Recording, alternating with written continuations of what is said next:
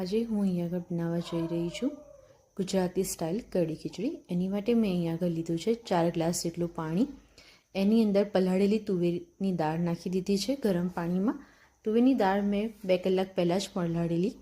હવે જ્યારે દાળ એકદમ ઉકળશે ત્યારે ફીણ જેવું વ્હાઈટ કચરો બહાર ઉપરની સાઈડ આવી જશે. જ્યારે આ ફીણ ઉપરની સાઈડ આવશે ત્યારે તમારે એને એકદમ ક્લિયર કરી લેવાનું છે, બધું ફીણ કાઢી લેવાનું છે.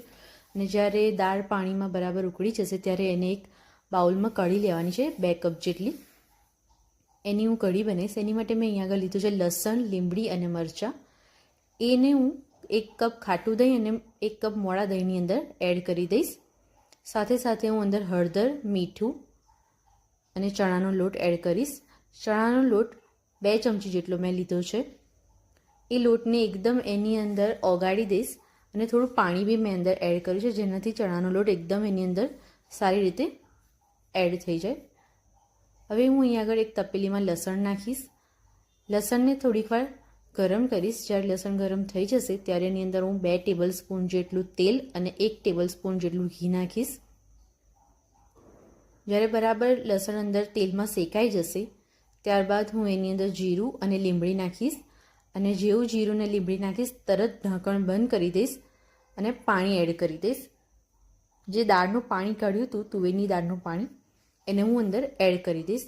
તો એનો એક સારો એવો વઘાર આવી જશે એ પાણીમાં. અને 1 થી 2 મિનિટ સુધી એને હું સારી રીતે ઉકળવા દઈશ. જ્યારે એ ઉકળી જશે ત્યારે એની અંદર હું દહીંનું મિશ્રણ એડ કરી દઈશ.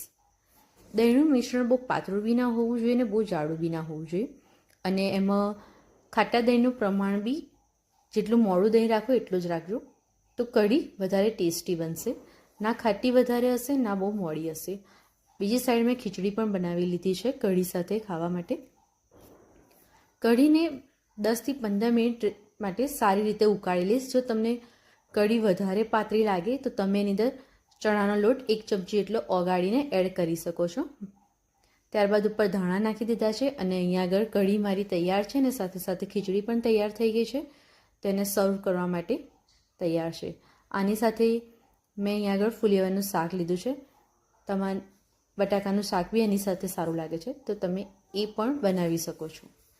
તમે જોઈ શકો છો એનો ફાઇનલ લુક. જો તમને ગમી મારી રેસિપી તો તમે એને લાઇક, શેર એન્ડ સબસ્ક્રાઈબ કરવાનું ના ભૂલતા.